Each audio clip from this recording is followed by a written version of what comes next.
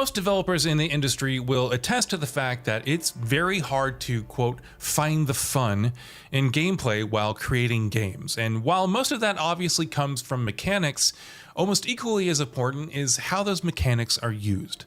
Oftentimes, games stumble in this area and end up presenting players with objectives that just aren't enjoyable in the slightest, for one reason or the other.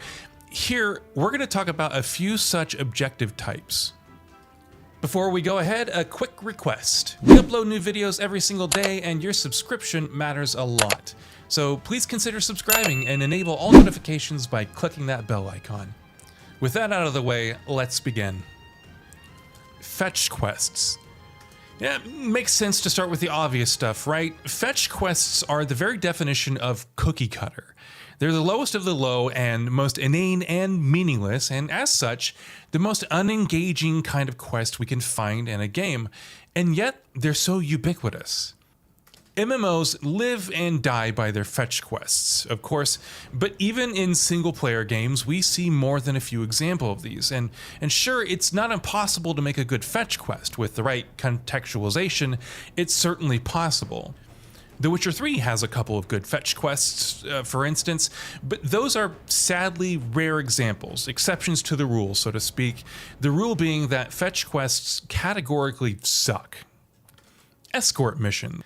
The age-old bane of most people who have enjoyed video games in their life, escort quests are, more often than not, an absolute nightmare.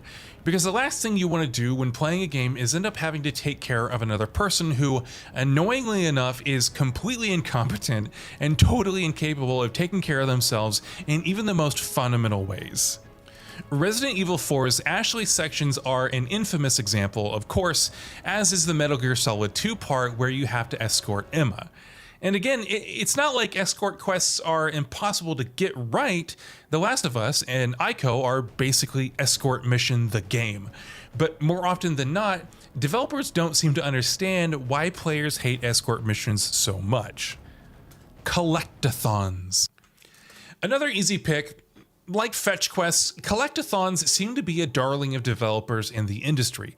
They're everywhere, and they're almost never fun. Well, okay, they can sort of be fun in small doses, but more often than not, they don't come in very small doses.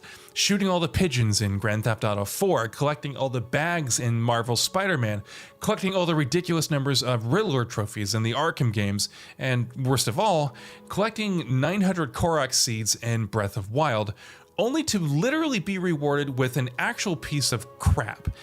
Yeah, we'd be perfectly fine with never having to go through a collectathon quest in a game ever again. Tailing missions. Video games sure do love their tailing missions, and it's just so hard to understand why. They're complete pace killers. When all you have to do is literally walk behind a character really slowly for minutes on end, you're doing the opposite of having fun. Arbitrary restrictions on how much distance you can or cannot between you and that character just make the whole affair that much more annoying. Objectives and quests in video games should be leveraged to highlight a game's best mechanics, and walking is hardly ever a good central mechanic, unless the game is, Death Stranding, I guess. Timed missions. Timed missions can be a lot of fun when done right. They inject an added layer of tension and in turn demand mastery of the game's systems, but so often they're just a nuisance. They don't add much value and either seek to add artificial challenges or just serve no purpose whatsoever. A recent example is Marvel's Spider-Man, which had several side activities that imposed time limits, or, any number of shooters that task you with doing certain things within a strict time limit. Restrictive chases. When pulled off properly, a chase mission can be the highlight of a game. The Uncharted series has done it time and time again. But chase missions are clearly tricky to implement, and we've seen multiple examples of that over the years as well. The problem comes when games get too restricted with these, when they require you to do very specific things at very specific times, and if you don't, well, that's game over then.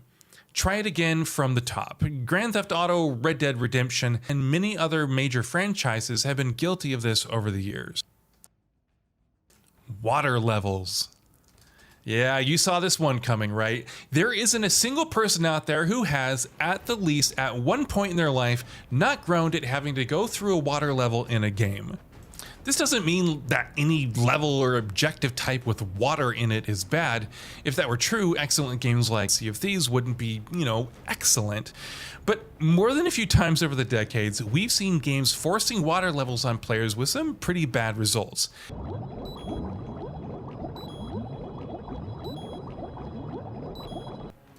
Forced stealth.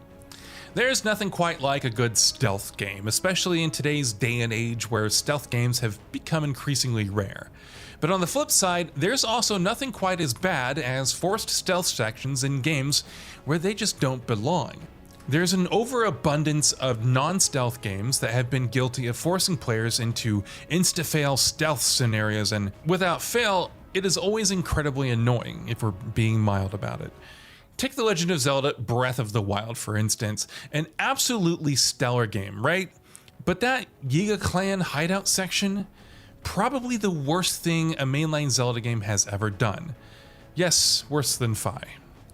Protect the Circle. An overused trope that we've seen more and more of as time has gone on. The game highlights a certain part of the ground in front of you, tells you to remain within that area, and tasks you with defending it against constant waves of enemies until an invisible timer runs out.